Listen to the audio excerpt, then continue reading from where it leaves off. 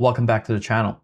So I want to share a different strategy that is similar to my earnings failure strategy, where we basically go long or short a stock when it manages to reverse a massive movement that had happened post earnings.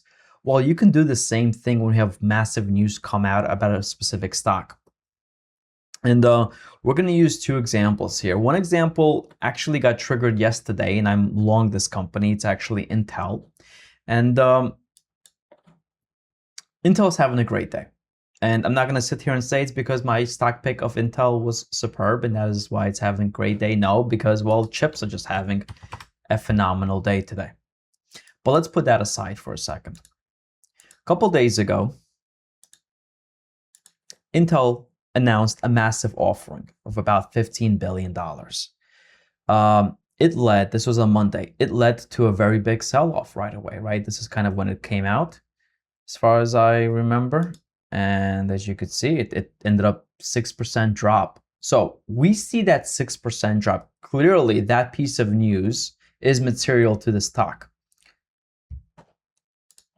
The day trades by. The very next day, Intel upsizes from 15 billion to 20 billion. So they increase the size of the dilution.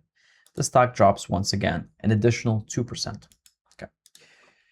Then the stock trades that day. It seems like we didn't really do much. We finished maybe a little lower than the previous day, but Wednesday starts coming, which is yesterday. Yesterday, I believe, was the closing of the dilution. And what has the stock done since then? Today, it officially had broken above where it was prior to where all that dilution was announced, okay? Now, on paper, dilution obviously lowers the value of every single shareholder and the value of their shares. Plus, it possibly introduces more supply into the market, which the market has to absorb. That is not bothering Intel whatsoever. I mean, it's having one of its best days right now, being up 4%. And I get it. Yes, chips are having a great day. But still, Intel is having a great week here on the back of a relatively big dilution. And we know the market cared about it because the market dropped that stock 4 or 5% and an additional 2%, right? The market showed us that it cared about that piece of news. But there's enough demand. More importantly, the market is showing that there's enough relative strength in Intel right now that it wants to go higher.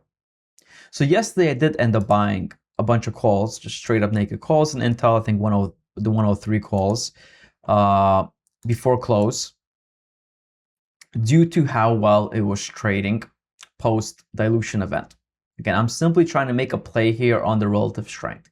I very much understood that, hey, if the markets are going to be red today, the next couple of days, there's a good chance that Intel is also going to trade lower. But I expected it to maybe handle better than the majority of other stocks in the market. Now, second example, this is not yet a live trade, so it's not even on for me yet. Iran.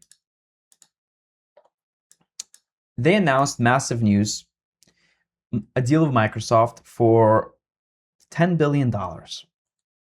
Great news for the stock. We can see that it's great news for the stock because the stock went up. The stock went up 8%, and in total has gone up as much as 14% once the cash session opened up. 14%, okay, at the peak at 10 a.m. There was no news at all to send the stock lower from that point on. But it did. It sent itself lower. Has the overall equity markets pulled down a little bit since the early mornings? Yes, you can kind of say that, but they started pulling down at around 10:30. And then they began to recover a little bit, right? But at 10:30, not at 10, right? That's when Iran began to pull down here, and it's trading at the lows of the day as we speak right now. It's up only 2.71%. So again, we've had a reaction here of about 14% at its peak, and it's only up 3% for the day. So going into what I just spoke about with the news about Intel, when it comes to Iran here, IREN, we would go short the stock. If it manages to go red today or manages to go red tomorrow, and the overall market is relatively green tomorrow, that shows us that the stock is weak. Plenty of news and information right now for it to be taken higher, especially of the fact that chips are having, AI is having a phenomenal day. AI is having a great day today. I mean, SanDisk is up 15% for the day. And Iran is absolutely shedding everything off the back of their deal with Microsoft. That's not great, right? So if you're long, that's not a great sign to be seeing that. So this right now, again, it's not an active play for me just yet, but I am keeping my eyes on it that, hey, if this slips negative, and if I want to be short the market, maybe this is where I should be short the market, right? Being short QQQ, that's difficult right now. A lot of things are pushing that up. Being short a stock like this, that, wait a minute, hasn't traded that great to begin with, right? It's pretty much sideways the whole year, if not a little bit lower. Plus, it can't hold on to super positive news. That's where you'd much rather be short than something that's powerful, something that's strong, right? So this is my trade idea. Again, if it comes to fruition, well, you know, if it comes to fruition, we have to trade under about what? Around, we have to be around $43, right, for the trade to be a valid trade. Yeah, about 43, whatever it is. Like if we look at the closing candle here, 43.67, that is a trigger for this trade. If the overall markets pull back a little bit towards the close, there's a good chance we might just go there as well. We'll have to see. But if you found this helpful, and I will try to cover more situations like this in the future where there's non-earnings information, just big corporate events, mergers, deals, partnerships that move a stock and the reversal of it, and we can actually make a play of it, I can also share this on YouTube with you guys. If it was helpful, leave me a like, subscribe for more content such as this one. Any questions, leave them in the comments below. Thank you so much for your time.